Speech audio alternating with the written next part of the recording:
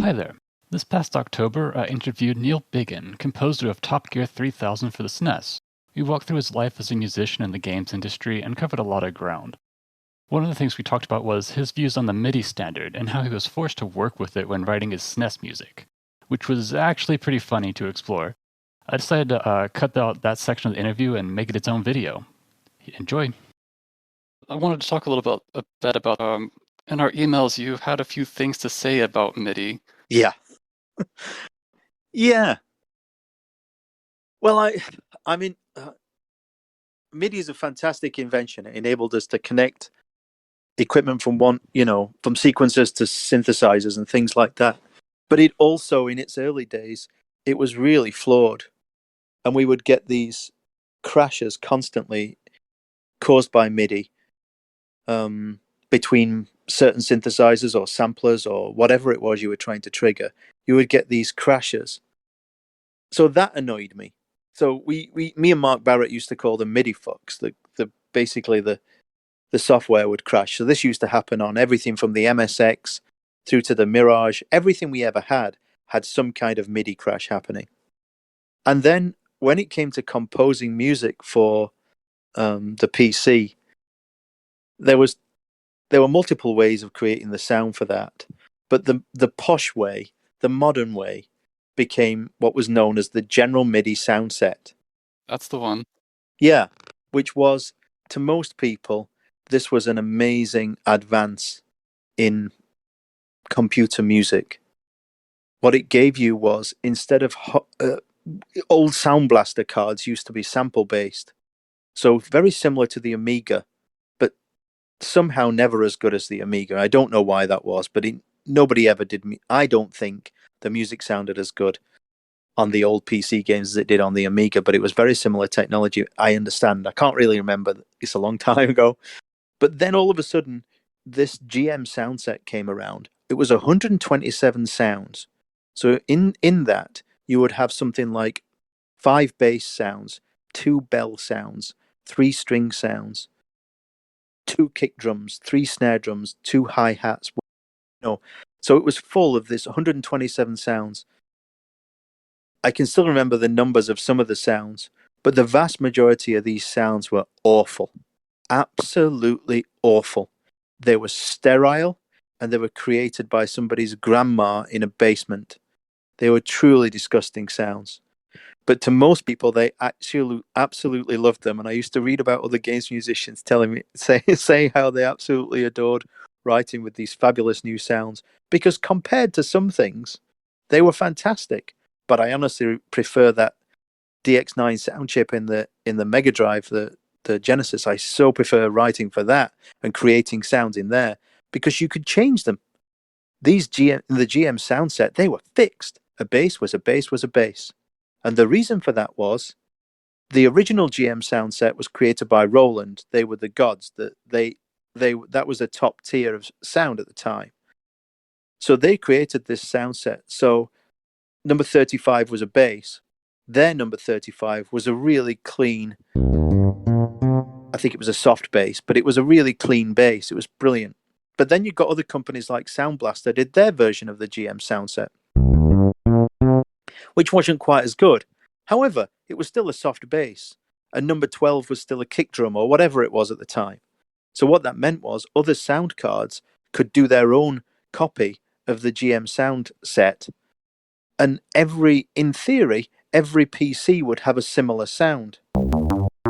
So I could write a song using this GM 127 sounds, and it would sound the same on every PC in theory.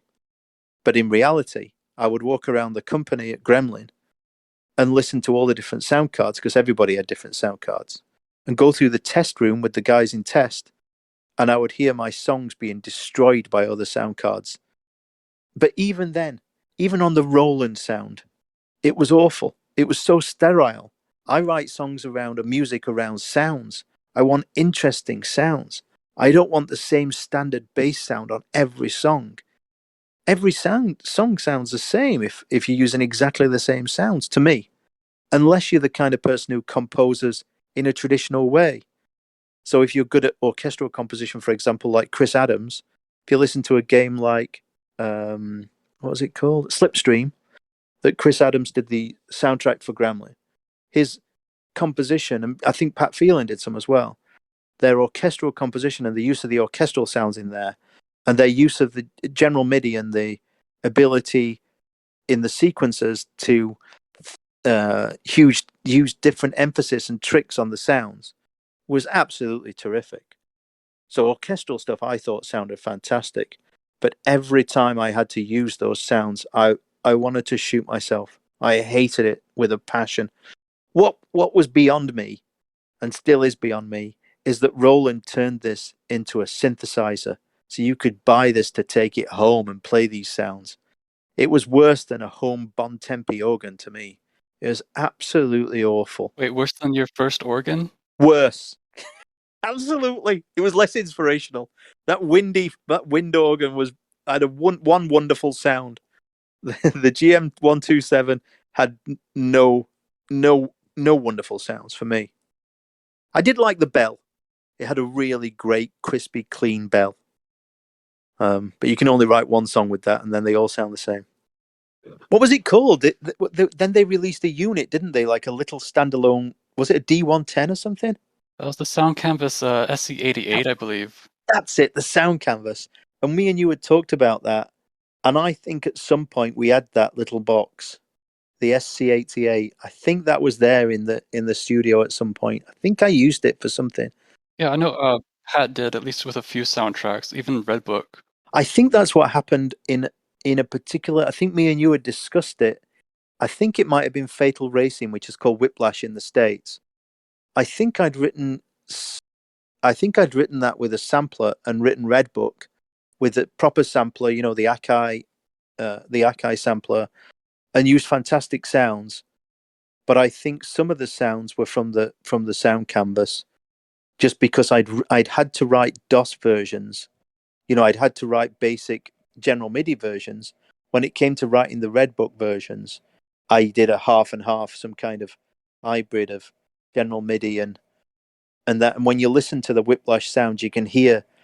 I always call it the Seinfeld bass. You can always, that slap bass sound, and I think that's from the general MIDI set, and it's clearly heard in the Whiplash soundtrack, much to my chagrin. Yeah, I think I recall hearing the drum set in there as well.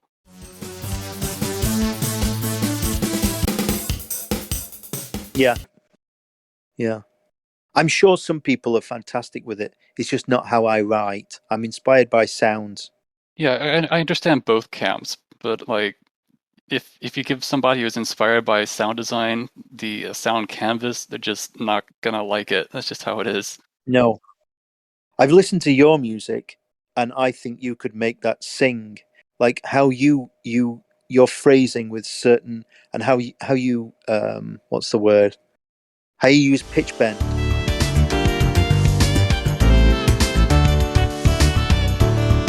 Yeah. And your phrasing, I think you could make that sing as best as good as well as anybody. Let's put it that way. Yeah, it's I have both philosophies, I think. Sometimes it's really fun to just take a limited sound set like that and just try and crank out as much as you can from it. Yeah. I mean, very, very early, the very first thing I ever touched was a Casio used to make little monophonic keyboards. The famous one was the VL Tone. Do you know about that? Yeah. So before the VL Tone, there was an even less powerful one, and I got that for Christmas. That was my first keyboard, really. But literally, it was the size. It was about 20 centimeters long, and it was monophonic, and the sounds were a bit like very early video games. Very, very early. Very, very simple sounds. And it used to have a very, very basic arpeggiator in it. It wasn't really an arpeggiator. What it was it would record. It was a recorder, so you could play these monophonic patterns. So a bass would sound like any other sound. They were very similar sounds, and you could record them into the recorder, and then play it back at different speeds, which made it sound like a fast arpeggio, which was really cool. It was the first thing like that, So exactly what you're saying. If you've got a really, really restricted palette, then there's a challenge there. And there's something about trying to get the best out of it. But unfortunately, at that point, when the sound canvas sounds and the General MIDI 127, whatever they were called, when those sounds appeared, I was forced to be doing them at the same time. I believe I just started doing CD Redbook. That's a downgrade, yeah. It's a massive downgrade. Having to take a backward step. We could pull CD audio from, we could pull WAV files from the PC CDs at that point as well. So we can have CD audio pulling from a CD. If you almost CD audio, Yeah. it wasn't playing like CD. It was pulled as an audio file, but you could have really high quality audio like that. So you've got all this capability, and the reason that they made me do it. So I think I had to do 3 different styles for a PC game, which just drove me nuts. The reason I had to do it and I understood it, the sales team had sold all of our PC games as a tie-in with loads of different cards. So if you bought the Sound Blaster 64 or whatever it was called at the time, you got a free copy of Jungle Strike with it. So the music had to work on every single card, and it had to show off the strengths of every card. So there was a lot of that going on at the time. So unfortunately, I had to write quite a few games using that sound set, and it just upset me. And also, everybody walking into your office, it's a studio, everybody walking into the studio, and you're playing that. They look, what are you writing? This is terrible. It was embarrassing. It was absolutely humiliating. And I could not, for the life of me, make it sing. And that's because it was like a knot in my stomach. I had no passion for it and no interest in it. I think you said it worked well for military soundtracks, though. It really did. So it worked. That's a great, great observation. It worked fantastically well for Jungle and Desert Strike. Those.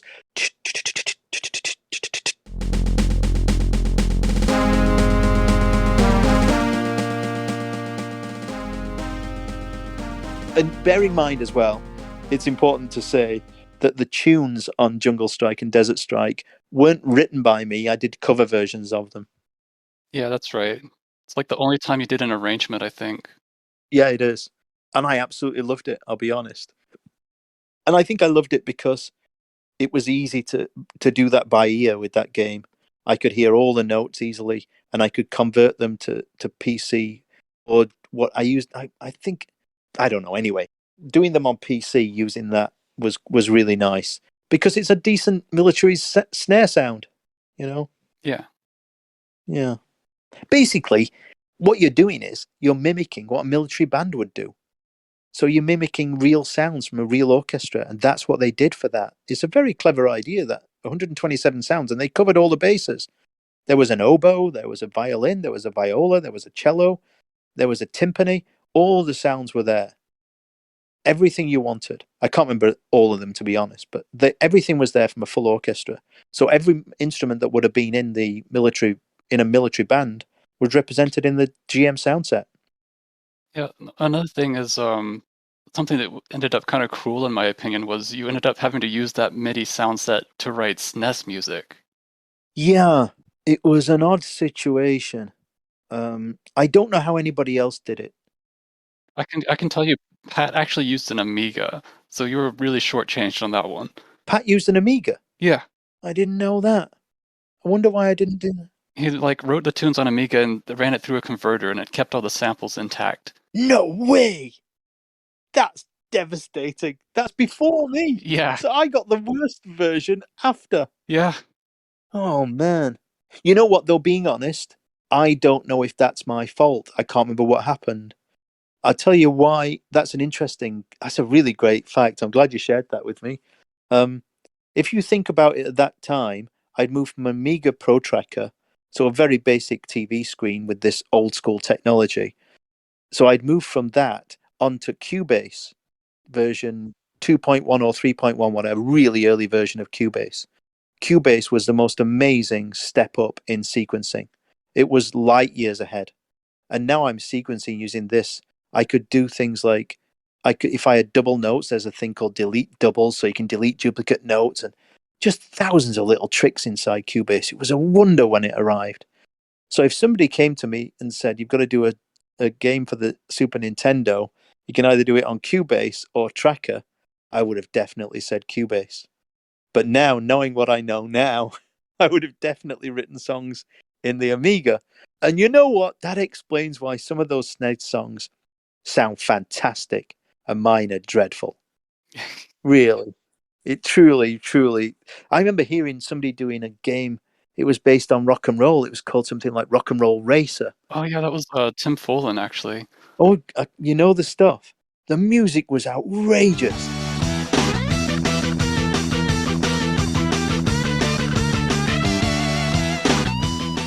And I'm like, how did he do that? I remember walking in to see Ash Bennett and Michael Hurst, the coder and artist on the all Top Gear games, all top three of the Top Gear games.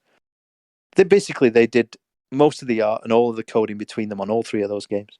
I remember going to their office and going, "Have you heard the sound on that? Why can't I do that? Why does his sound like that? Why can't I have more of the cartridge space for audio? Look at their game. They've got hundreds of cars. They've got hundreds of levels. What the hell?" And they never said to me, "That's because you're writing on Cubase instead of in Amiga." If I'd have known I could write in Amiga, I could have made great stuff for those games. But you know what? I might be remembering that incorrectly. It might have been my stubborn wanting to use Cubase instead of going back to the tracker. Yeah, it's hard to say. The impression I got was that Cubase was just the new de facto software at the time, so that's what everybody was using. Yeah, And if you were on the SNES, so you kind of got to crush this new software back onto the old hardware. exactly that. So basically, what I would do is I would walk from my room down the corridor to Ash's room. I would give him a file, which was a MIDI file. He would put it into the game. I would play him the song in my studio. He would put the file into the game, and then he'd try and find sounds to replace the ones that I'd used. So you go, "Oh, that's a bass sound. I know what that is now." So he'd find a bass sound inside of the snares from previous samples that they got, or I don't know where he got them all from, but he got samples that Pat had created, and he'd try and make my songs sound like mine. So a coder try and make my songs sound like my songs instead of an audio guy doing it.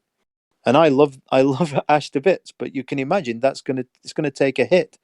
I still think they did a really great job of it. I listened to Top Gear 3000 and they did a decent job of mimicking my general MIDI songs. Yeah, I think so too. Yeah, I wrote songs in general MIDI, which is why they were uninspired, which is why, even though I like them now, I always used to hate my SNES music because I thought I'd written them with the GM sound set, which is soulless. So I thought my songs are soulless because of that, you know?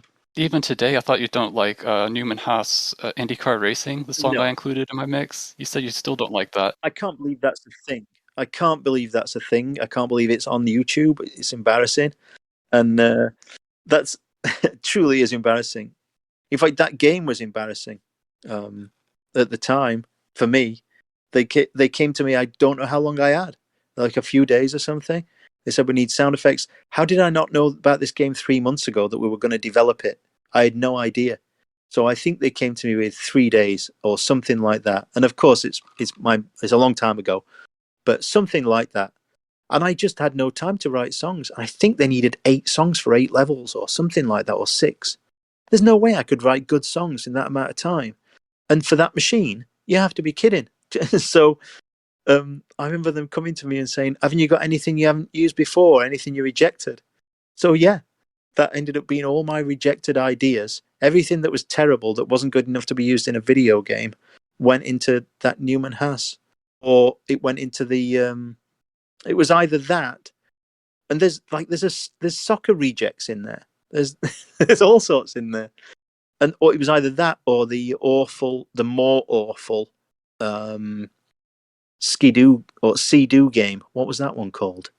Full Throttle Racing? Full Throttle Racing. Yeah, the very very worst songs I ever wrote are in Full Throttle Racing, and it's amusing to me to go and look on YouTube and people have fond memories of them because to them that was their game, their soundtrack, and it's their happy memory from their childhood. It's just for me personally as an artist at the time, I was struggling with letting these weaker tracks out of my studio but I had absolutely no choice. So in they went. They're not dreadful, but they're dreadful to me. They're unfinished and they're weak and predictable and cliched. That's what I'd say.